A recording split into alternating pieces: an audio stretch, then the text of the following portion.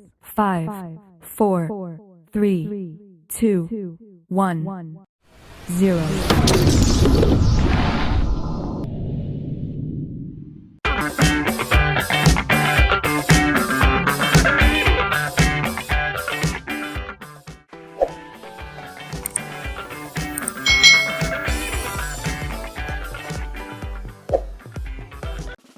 Hai, selamat datang di channel YouTube Kak Citra. Apa kabar adik-adik semuanya? Kak Citra berharap kalian dalam kondisi yang baik, sehat, dan siap untuk belajar. Hari ini kita akan belajar bersama-sama untuk mata pelajaran tematik kelas 3. Kita belajar di tema 5 tentang cuaca, subtema 3 pengaruh perubahan cuaca terhadap kehidupan manusia, pembelajaran yang kelima. Mari adik-adik kita belajar dengan penuh semangat ya. Sepulang sekolah, Siti menonton berita di televisi. Pembawa acara menyampaikan perakiraan cuaca hari ini. Cuaca di daerah Siti diperkirakan hujan. Awalnya Siti berencana bermain sepeda bersama Lani. Setelah mendengar perakiraan cuaca di televisi, Siti mengurungkan niatnya. Ia akan menelepon Lani untuk membatalkan rencana mereka. Simaklah percakapan di telepon antara Siti dan Lani. Nah, kita akan melengkapi kalimat yang rumpang dengan kata-kata yang tersedia pada kotak di bawah ini adik-adik. Nah, di dalam kotak ini ada kata perakiraan, mendung, berawan, sepeda, batalkan, esok, hujan, dan cerah. Yuk kita simak percakapan antara Siti dan Lani. Halo, selamat siang. Bisa bicara dengan Lani? Kata Siti. Halo, iya ini Lani. Siapakah ini? Tanya Lani. Hai Lani, ini Siti. Hai Siti, ada apa? Lani, aku baru saja menonton titik-titik cuaca. Nah, menonton apa ya adik-adik kira-kira di sini ya?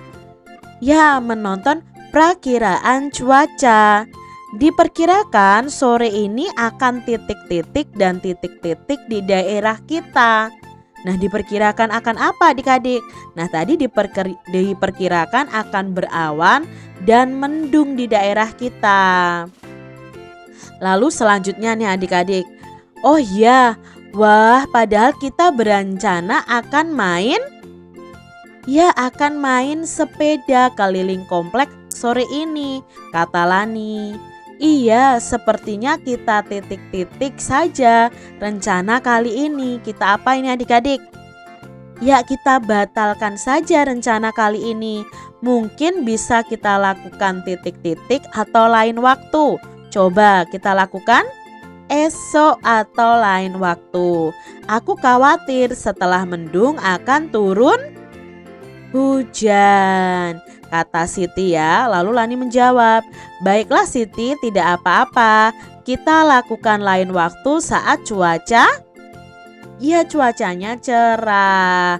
Oke Lani, sampai jumpa besok di sekolah, kata Siti. Lalu Lani menjawab sampai jumpa. Nah, ini tadi kita sudah melengkapi kalimat rumpang ya dari percakapan Siti dan Lani melalui telepon. Perubahan cuaca dapat terjadi setiap saat adik-adik. Terkadang kita sudah merencanakan sesuatu, akan tetapi mungkin tidak dapat kita lakukan. Nah, hal ini disebabkan karena cuacanya yang tidak mendukung. Pernahkah adik-adik mengalami hal yang sama seperti yang Siti dan Lani tadi alami? Mungkin pernah ya adik-adik. Coba kalian belajar membuat percakapan bersama 3 teman kalian. Nah, percakapan itu tentang rencana yang berubah dikarenakan perubahan cuaca. Nah, sebelum membuat percakapan, buatlah daftar pertanyaan terlebih dahulu. Misalnya daftar pertanyaannya apa yang akan kamu lakukan, bersama siapa saja rencana itu akan dilakukan, kapan rencana tersebut dilakukan, di mana kamu akan melakukannya, mengapa tidak jadi dilakukan, dan bagaimana solusinya. Nah, di sini Kak Citra akan memberikan contoh ya percakapan ya sudah Kak Citra ambil dari www.mikirbae.com. Nah, di sini ada percakapan antara Budi, Udin, dan Wawan tentang rencana mereka yang tidak jadi adik-adik ya. Mereka batalkan karena apa? Yuk kita baca bersama-sama. Di sini Budi berkata, "Bagaimana? Sudah siap main layang-layang, Din?" Lalu Udin menjawab, "Sesuai rencana sih memang sore ini, tapi sayangnya cuaca sore ini mendung." Lalu Wawan menjawab, "Iya nih, sayang sekali." Budi berkata, "Kata Pak Guru saat cuaca mendung sangat berbahaya main layang-layang." Lalu Wawan bertanya, "Mengapa bisa begitu, Bud?" Udin bertanya, "Iya, apa bahayanya?" Lalu Budi menjelaskan, saat cuaca mendung sering terjadi kilat dan petir. Petir dapat menyambar apa saja yang dilaluinya.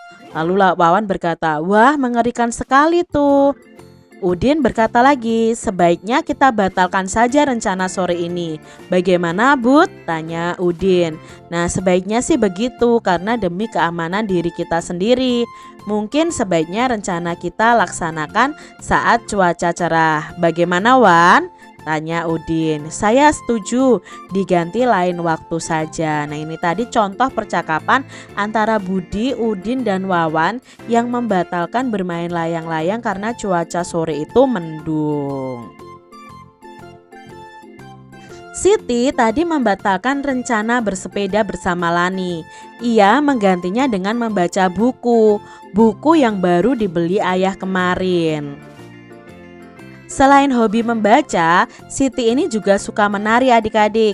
Ayah menghadiahi Siti sebuah buku. Buku itu bercerita tentang tarian tradisional Indonesia. Tahukah kamu tarian apa saja yang ada di Indonesia? Yuk kita pelajari beberapa tarian yang berasal dari daerah-daerah yang ada di Indonesia adik-adik. Nah, di sini ada tari Rato Jaro, itu dari Aceh adik-adik. Kalian bisa cari videonya tentang tari ini. Lalu ada tari Tortor, itu dari Sumatera Utara. Ada tari Piring, nah ini menggunakan piring adik-adik tarinya, itu dari Sumatera Barat. Lalu ada tari Serimpi dari Yogyakarta.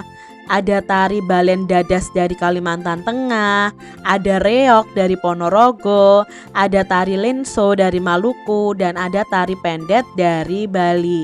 Ini tadi beberapa contoh tari yang berasal dari daerah-daerah yang ada di Indonesia. Dan masih banyak lagi adik-adik, ini baru 8. Di Indonesia tuh banyak sekali budaya, khususnya untuk tari-tarian itu sangat memiliki ciri khas dari masing-masing daerah. Jadi kalian bisa mencari tentang tari Balen Dadas, tari reok, tari lenso, tari pendet dari Bali. Coba kalian cari tahu lebih lanjut bagaimana gerakannya, bagaimana menarikannya, bagaimana busananya. Nanti dari setiap tari-tarian ini akan berbeda-beda adik-adik, dari gerakan, dari busana yang dipakai itu akan berbeda.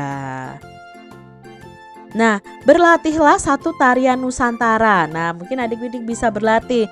Kalian dapat belajar dari teman kalian, dapat juga belajar dari orang tua ya yang pandai menari, atau belajar melalui video. Karena dengan berlatih salah satu tarian Nusantara, berarti kalian sudah mencintai budaya Nusantara kita.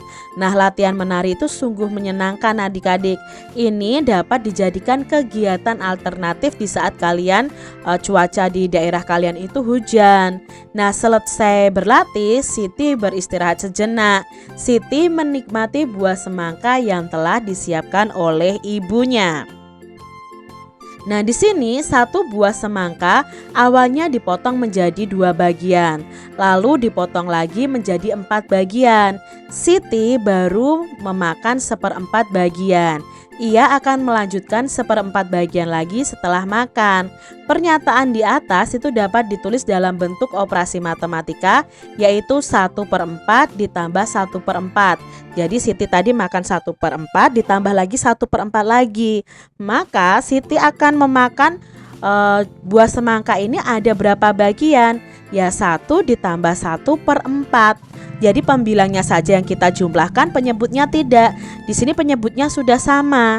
Nah, kita jumlahkan pembilangnya seperti pada pembelajaran sebelumnya. Berarti 1 ditambah 1 sama dengan 2. Berarti jawabnya adalah 2/4. Kita lihat soal berikutnya adik-adik.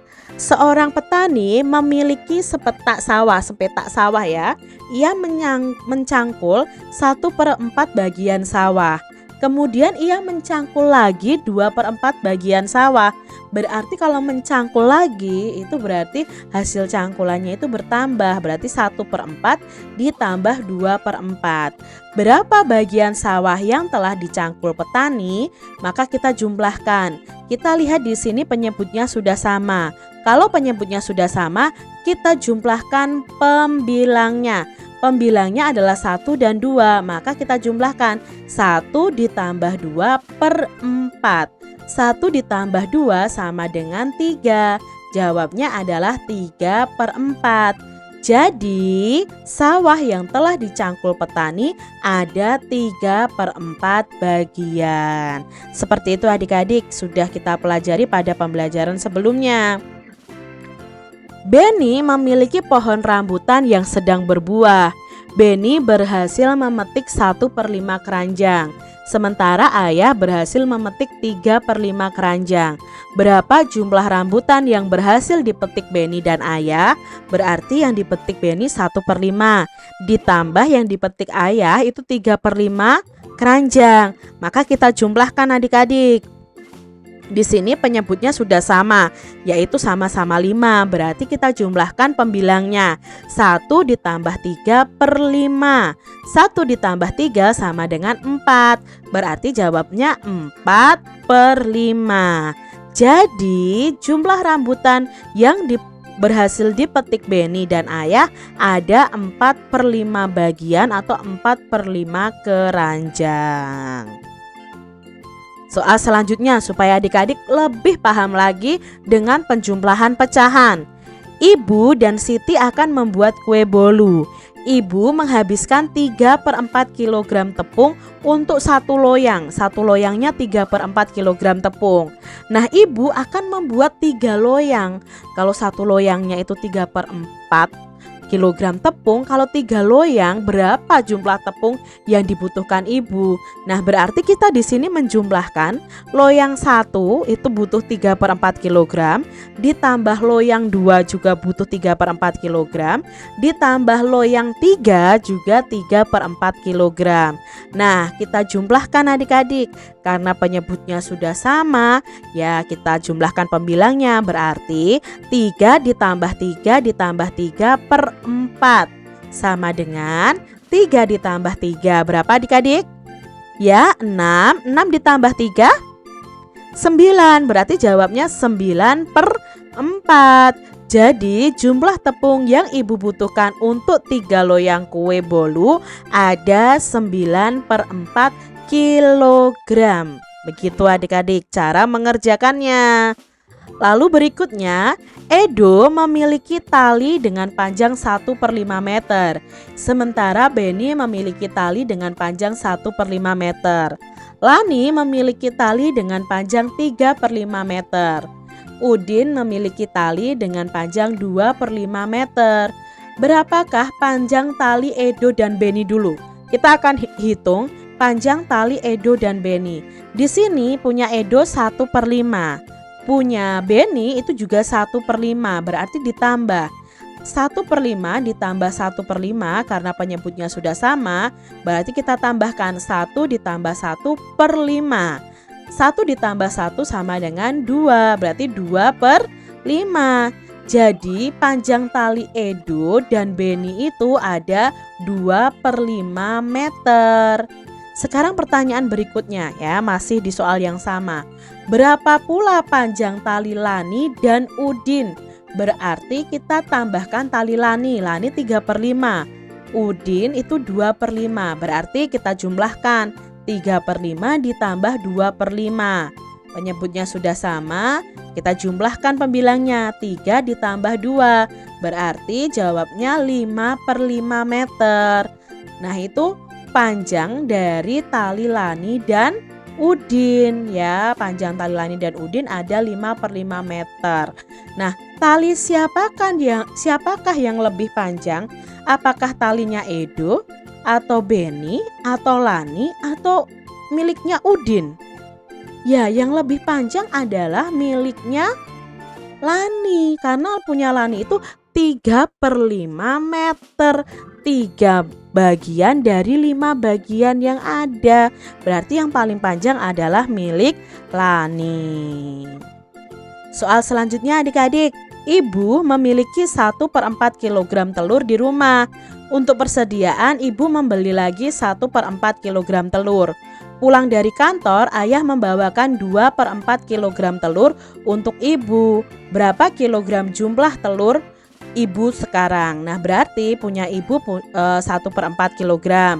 Lalu ibu membeli lagi 1/4, berarti ditambah 1/4. Ayah pulang membawa 2/4, berarti ditambah 2/4 lagi. Maka kita jumlahkan. Penyebutnya sudah sama, cukup kita tuliskan 1 kali saja.